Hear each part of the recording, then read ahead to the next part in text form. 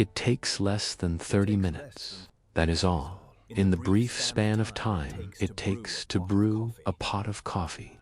2,000 British soldiers, seasoned veterans of the Napoleonic Wars, men who had broken Napoleon's finest regiments across Spain, Portugal, and France, are cut down on a muddy field outside New Orleans. Their opponents lose 71 men. Some official accounts say as few as 13 were killed. This was not a minor skirmish. This was not an ambush in a forgotten jungle. This was a full-scale, frontline assault launched by one of the most professional armies on Earth.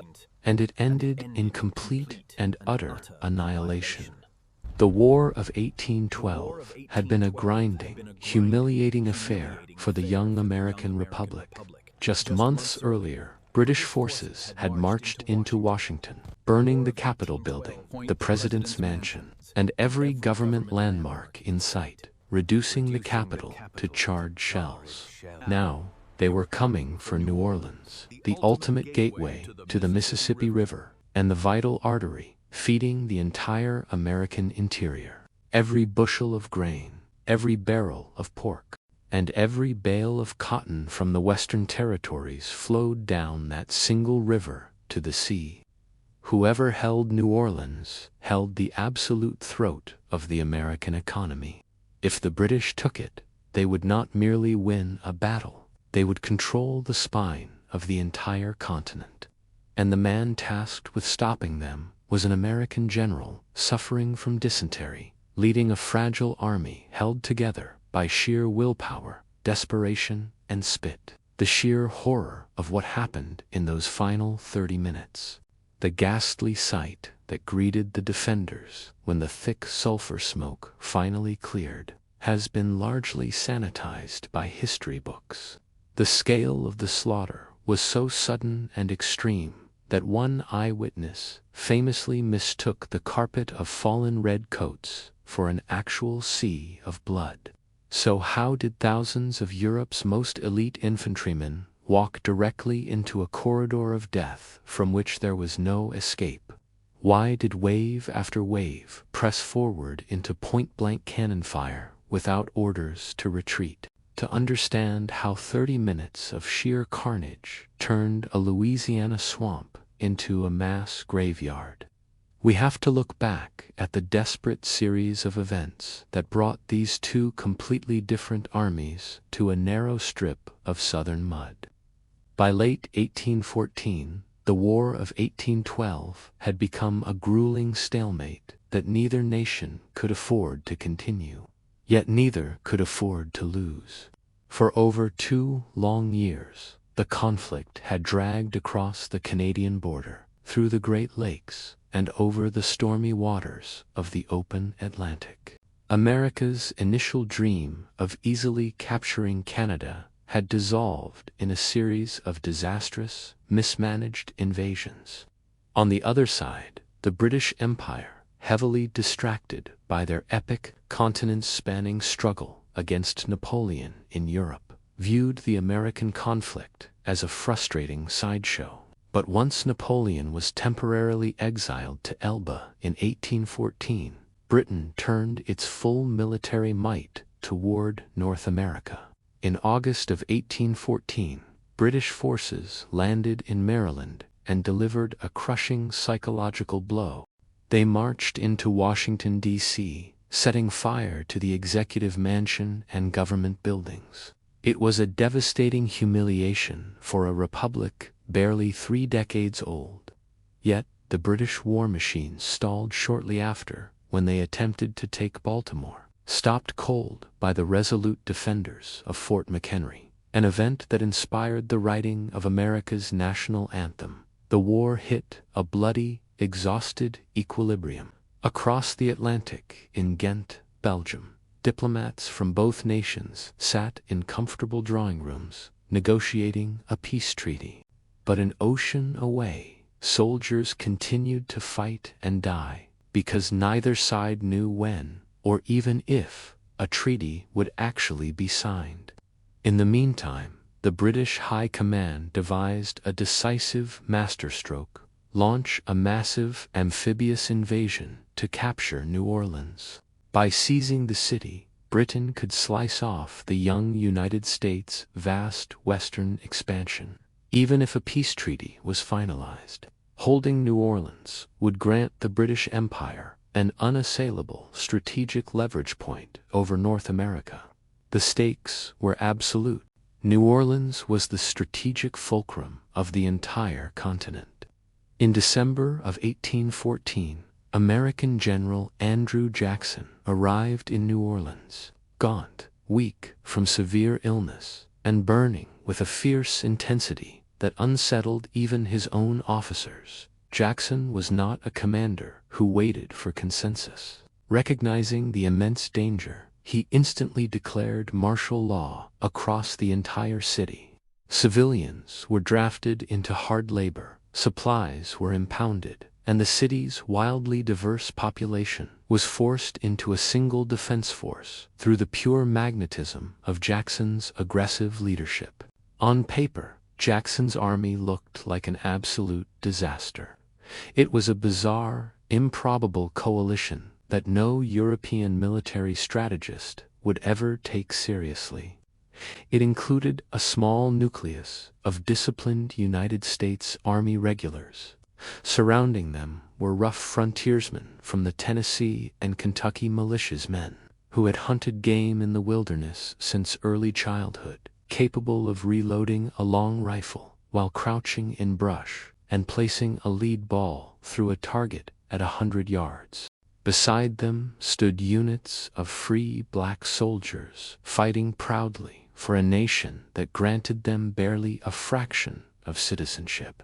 Joining the line were Choctaw warriors, wealthy Creole gentlemen from old French families, and finally, a notorious band of pirates and smugglers led by Jean Lafitte. Lafitte's Baratarian pirates provided something Jackson desperately lacked: vast stockpiles of combat gunpowder, gunflints, and highly skilled naval gunners who knew how to operate heavy artillery with terrifying speed and precision. Jackson chose his battlefield with tactical genius. He positioned his force along the Rodriguez Canal, a narrow strip of land just 4 miles south of the city. The battlefield was roughly 1 mile wide, naturally constrained on the right by the deep, churning waters of the Mississippi River, and on the left by an impenetrable, waterlogged cypress swamp. There was no way around it. Any attacking force was forced into a tight, direct, linear bottleneck, with zero room to maneuver or turn the flanks. Jackson ordered his mixed force to dig out the shallow canal, deepening the ditch, and piling the wet clay earth into a thick defensive rampart behind it. Hundreds of heavy cotton bales, commandeered from nearby storage warehouses, were stacked along the earthworks to absorb incoming musket balls and artillery shells. Heavy artillery cannons were positioned at calculated intervals along the wall, sweeping the wide open plain in front of them. Facing this formidable wall of clay, wood, and cotton was the British Expeditionary Force. These were not raw recruits or colonial garrison guards. They were hardened professional soldiers who had marched through blood and mud under the Duke of Wellington in the Peninsular War. Commanding them was Major General Edward Pakenham, Wellington's own brother-in-law, a brave, decorated officer renowned for leading decisive bayonet charges. Pakenham possessed absolute, unshakable faith in traditional British infantry discipline. He believed implicitly that no improvised militia could ever stand against a coordinated, bayonet-led advance by British regulars. That supreme confidence would prove fatal. Before dawn, on January 8, 1815, a heavy, chilly fog hung low over the Louisiana marshland. The British troops lined up in tight, rigid formations, their red uniforms damp from the heavy morning condensation. Pakenham's master plan relied on precise timing. A secondary flanking force was ordered to cross the Mississippi River in boats under cover of darkness, capture the American naval batteries on the west bank, and turn those cannons back onto Jackson's main line. Meanwhile, two primary columns, led by Generals Samuel Gibbs and John Keane, would march straight across the open plain, carrying wooden ladders and bundles of sugarcane stalks called fascines to fill the canal and scale the earthen wall. But from the very start, the execution collapsed into chaos. Strong river currents and collapsing mud banks severely delayed the boat transport across the Mississippi. The crucial flanking maneuver on the far riverbank was running hours behind schedule.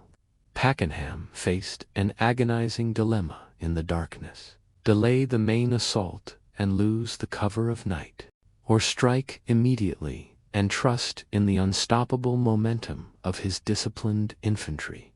Pakenham made his choice. He ordered the main attack to begin. As the first faint light of morning began to burn through the fog, the long, dark silhouettes of British assault columns stepped off across the field. They moved forward in lockstep precision, drums beating out the cadence, bayonets fixed, officers riding alongside on horseback with drawn swords. This was the traditional European style of warfare that had defeated Napoleon's veterans. But as the low fog began to thin and lift, the advancing soldiers saw the reality of what lay ahead for the very first time. Stretching before them was hundreds of yards of completely flat, waterlogged mud.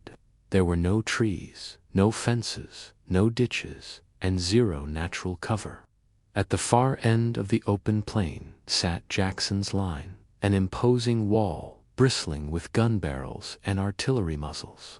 Behind the mud wall, Jackson's defenders waited in disciplined silence. The Kentucky and Tennessee marksmen rested their heavy rifle barrels along the top of the rampart, taking deliberate aim. Jackson had issued strict, unwavering commands: hold all fire until the enemy was well within effective range. The British marched steadily forward, 300 yards, 250 yards, 200 yards. The silence over the field was deafening, broken only by the rhythmic splash of thousands of heavy boots squelching through thick, heavy mud. Then, the entire American defensive line exploded into fire. The heavy artillery opened first. Massive broadside cannons loaded with grapeshot and heavy iron balls unleashed a shattering volley across the field. Dense clouds of iron tearing through the air created terrifying lanes of destruction through the packed British ranks. Whole files of soldiers were instantly cut down, swept away like grass before a scythe. Immediately after, the riflemen unleashed their fire, operating in synchronized four-rank rotation systems. One row of marksmen fired, stepped back to reload, and allowed the next rank to step up. A continuous, unbroken hail of lead slammed into the bright red targets of the British line.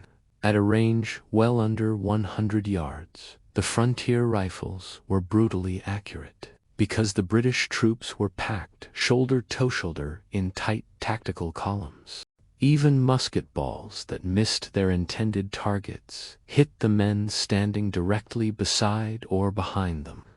Then came the single most catastrophic equipment failure of the battle. In the blinding clouds of sulfur, smoke, and chaos, the specialized advance party tasked with carrying the fascines and climbing ladders had panicked and left their heavy equipment behind. When the leading ranks of British infantry finally reached the edge of the Rodriguez Canal, stumbling over mounds of their own fallen comrades, they made a terrifying discovery. They were staring into a deep, flooded ditch backed by a steep, slick wall of mud, and they had absolutely no ladders to climb it. Trapped in the open ditch, pinned beneath the rampart, they were subjected to direct, point-blank fire from above. They had nowhere to go, no way to advance, and no orders to retreat. Seeing his army stalling and melting away under relentless crossfire, General Pakenham spurred his horse forward, directly into the swirling smoke. Desperate to rally his wavering men, he waved his hat high in the air, shouting orders to press the charge. Within moments, his horse was struck and killed beneath him. Pakenham scrambled up, mounted a staff officer's horse, and rode back into the fire. A heavy blast of grapeshot tore through the air, shattering his arm. Bleeding heavily, he refused to retreat, continuing to shout commands over the deafening roar of cannon fire. Seconds later, a second direct strike hit him in the chest. Pakenham slumped forward over his horse's mane. His aides rushed into the crossfire, pulling their dying general from the saddle and dragging him back to the shelter of a large live oak tree. He bled out in the mud within minutes. Moments later, his second-in-command, General Samuel Gibbs, was also struck down, mortally wounded. In less than 15 minutes, the supreme command structure of the British Army on the field had been utterly wiped out. Without senior officers to issue orders, the assault broke down into isolated pockets of absolute horror. Some units, driven by raw instinct and rigid military discipline, continued to press forward simply because they were trained never to halt. One famed regiment, the 93rd Highland Infantry, marched forward into the kill zone with astonishing, tragic bravery, their bagpipes echoing above the thunder of battle. But they were marching straight into the center of the crossfire. Rifle fire and canister shot tore through their ranks until their commander was killed, and over half the regiment lay dead or wounded in the mud. The bagpipes fell silent. Finally, Major General John Lambert, commanding the rear reserves, realized the full scale of the catastrophe.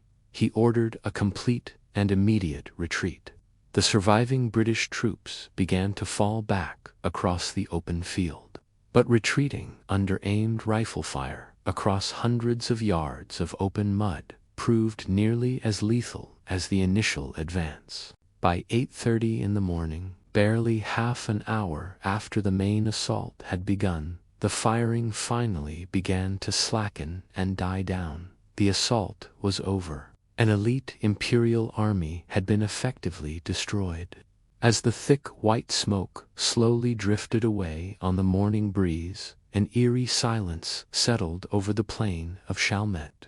From behind the rampart, American defenders climbed over the cotton bales and looked out at the scene before them.